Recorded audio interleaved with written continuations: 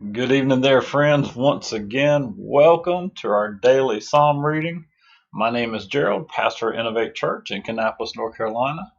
Welcome from wherever you're at, wherever you're hearing my voice from, seeing my face from. Welcome. Thank you for taking time to join us for our daily psalm reading. As always, my hope and prayer is just that you are blessed and encouraged by the reading of God's Word together. Tonight it is Psalm 95 and is entitled, Let Us Sing Songs of Praise. O come, let us sing to the Lord. Let us make a joyful noise to the rock of our salvation. Let us come into his presence with thanksgiving. Let us make a joyful noise to him with songs of praise. For the Lord is a great God and a great King above all gods. In his hand are the depths of the earth. The heights of the mountains are also his. The sea is his, for he made it, and his hands formed the dry land. O come, let us worship and bow down. Let us kneel before the Lord our Maker. For he is our God, and we are the people of his pasture, and the sheep of his hand. Today, if you hear his voice, do not harden your hearts, as at Meribah, as on the day at Massah in the wilderness, when your fathers put me to the test, and put me to the proof, though they had seen my work. For 40 years I loathed that generation, and said, They are a people who go astray in their heart, and they have not known my ways. Therefore I swore in my wrath, They shall not enter my rest. Many times whenever I do these psalm readings, I go into it without much forethought on what the message will be. And it just so happens most of the time my messages that come along with it do not go along with the title. And tonight may be a little bit sort of that same way. This one, is entitled Let Us Sing Songs of Praise. So you'd think it's about music, which we've talked about music before. And I do believe, music plays a huge role in our worship. But I want to focus on the line that says, Do not harden your hearts as at Meribah, as on the day at Massah in the wilderness. Because this is a hearkening back to the Old Testament story of Moses leading the Israelites out from captivity of Egypt, and as they're going along through the desert and through the wilderness, even though they've seen God do all the plagues on Egypt, they've seen him lead them as, fire at night and a pillar of cloud in the day. He gave them manna. He continued to provide for them. But then at one point they get thirsty. And they've had already been complaining a little bit, and they keep complaining even more to Moses, to the point where they're about to drive him mad, I believe. And the problem is their complaining wasn't against Moses, it's against God, who had already shown himself as God and worthy to be praised and worthy to have songs sung to him. And yet the people begin to complain and whine. And, God got frustrated. I can't blame Moses got frustrated. And now God provided them the water still.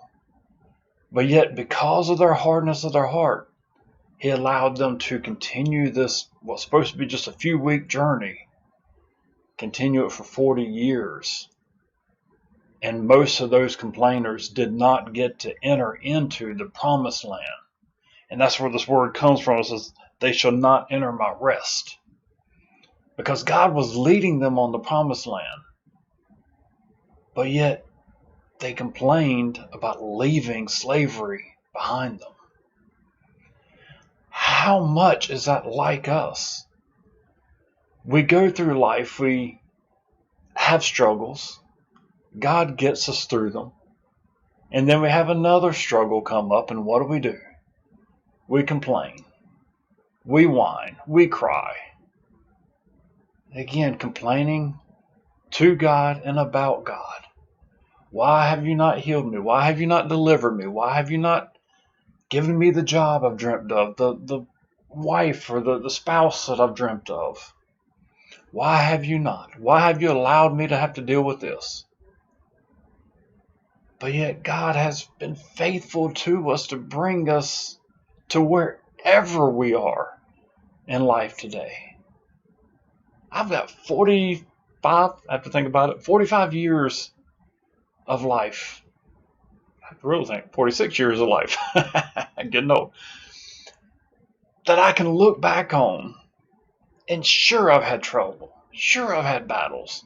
Sure, I would like for some things to be different. But I'm not complaining to God because He's been faithful. He allows me to wake up every day. He called me to salvation in Him.